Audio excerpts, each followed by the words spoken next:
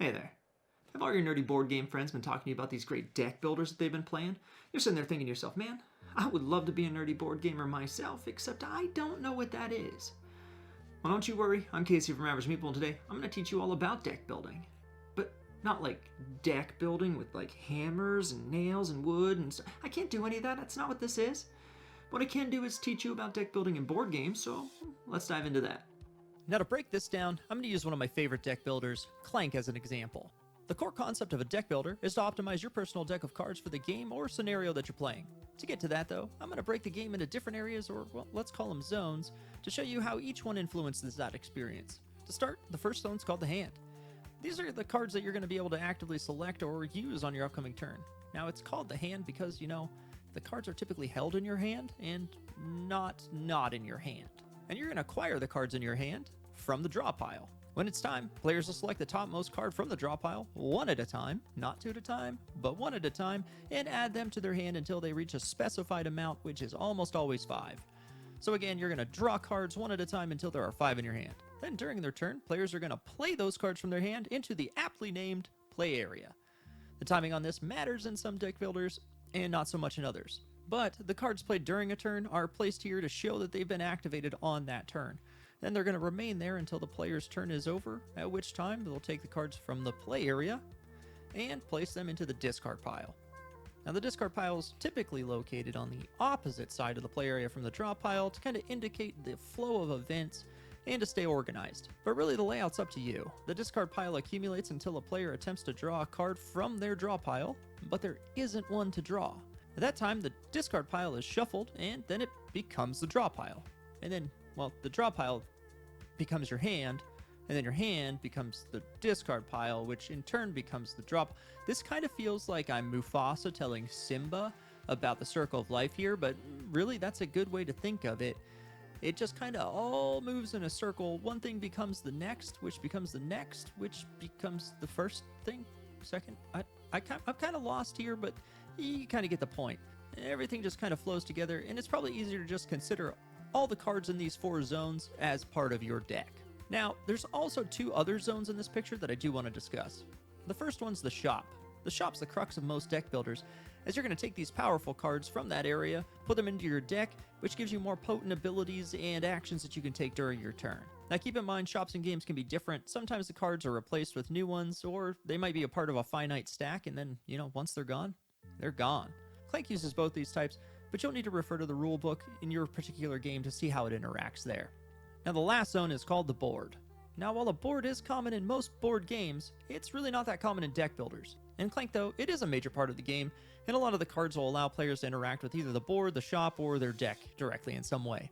And now that you have an understanding of the various zones, let's take a look at an example of a turn or two. In this example, I've already played a few rounds, so I have some cards in my discard pile, draw pile, and have already drawn the 5 cards into my hand. You can see in my hand I've drawn a ruby, 2 burgle cards, a sidestep, and a scramble. Note the symbols on the upper left hand side of each card. There are blue diamonds with numbers inside, and yellow boxes with a picture of a foot or maybe a boot inside. We'll call it a boot. And then the ruby card you can see has no symbols at all. The ruby card does have an ability though that lets me draw a card when I play it on my turn. And so let's do that. And once I've played it, I'll select the topmost card from the draw pile and add it to my hand. Now keep in mind, it is still my turn, and so I'll continue to play. You can see here I've drawn the Elven Boots card, which allows me to, again, draw another card. So let's do that, and now you can see I've drawn a Master Burglar card. Now it has another ability that we'll talk about here in just a moment. But let's fast forward and we'll just play the remaining cards in my hand, except for the newly acquired Master Burglar card, and place them into my play area. Now you can see I have 3 boot symbols along with 4 diamonds. Now I want to play that Master Burglar card. This allows me to trash a burgle card located in my play area or discard pile. Trash means that the card will be removed from the game entirely, and this is a common card type in most deck builders, and it allows players to kind of just thin out their deck and just optimize the cards that they're able to draw. So now I have options. I have 2 burgle cards in my play area that I could trash, But looking at my discard pile, I found another Burgle card, and I'm just going to give that one a one-way ticket to not in my game anymoreville. Once I've played my cards, I can use the sum of the blue diamonds to purchase cards from the shop. I have 6 in total, you'll see, and then I also have 3 boot symbols, which kind of let me move around the map. So let's go shopping. Now, for this I chose the Boots of Swiftness card, which have a cost, and it's indicated in the lower right-hand corner of the card. This one has a cost or value of 5. The Boots of Swiftness also showed that when I acquired the card, or added it to my deck the first time, I received an additional boot symbol, which gives me a total of 4 now, to use this turn to move my character as I please on the board. After this is done, I'll move the cards from my play area to the discard pile, replacing the card I chose from the shop, and draw 5 more. And then we go again on our next turn. Now, let's just fast forward a bit to where I need to draw 5 cards into my hand, but don't have enough cards in the draw pile to do so. So what I'll do is I'll first draw as many cards as I can from the draw pile until it's depleted. And then I shuffle my discard pile and replace it with my draw pile. Then finish drawing until I've reached 5. And that's really all there is to it. And that was my very average explanation of deck building. I do hope it helped you understand the concept a little bit better though.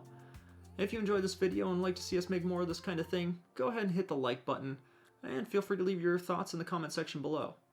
If you'd like to stay up to date with what we're doing here at Average Meeple, click that notification bell so you can get updated on whenever we drop new videos here to the channel. Again, my name's Casey. Thanks for watching, have fun, and keep gaming.